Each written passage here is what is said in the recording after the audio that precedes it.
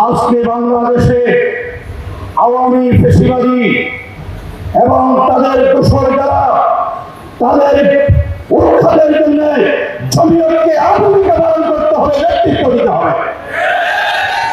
যেইভাবে ব্রিটিশদের বিরুদ্ধে লড়াই করে জমিয়ত জিহাদ করতে পারবেন, আজকে ওলামায়ে কেরামের নেতৃত্বে যে জমিয়ত, এই জমিয়তের প্রতি আন্দোলন থাকবে। ফ্যাসিবাদের দোসর তাদেরকে যারা বাধা দিয়েছে তাদের বিরুদ্ধে আমাদের লড়াই করতে হবে। আজকে সরকারের কাছে আমরা স্পষ্ট দাবি করতে চাই, হেফাজতে ইসলামের 5 মে 2013 সালে শাপলা শহীদের রক্ত নিয়ে জুলাই বিপ্লব সংগঠিত হয়েছে। হেফাজতের রক্তের সাথে যারা রক্তানি করে তাদেরকে বিচারের মুখোমুখি করতে হবে।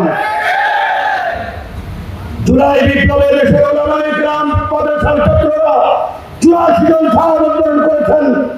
তাদের ইতিহাস, তাদেরকে বাংলাদেশের পাঠ্যপুস্তকে এই ইতিহাসের সন্নিবেশন করতে হবে।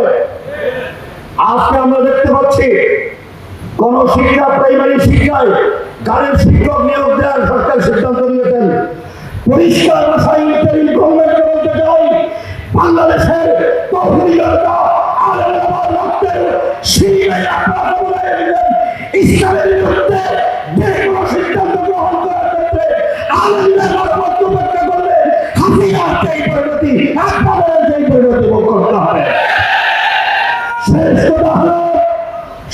কথা হলো বাংলাদেশের মধ্যে সকলের আনাগোনা দেখা যাচ্ছে। এই মুহূর্তে সকল ওলামায়ে কেরামকে ঐক্যবদ্ধ হয়ে দেশের স্বার্থে, দ্বীনের স্বার্থে আশাবাদী ওলামায়ে কেরামের মসজিদের উপরে অন্তর্ভুক্ত থেকে কর্মসূচি দিতে হবে।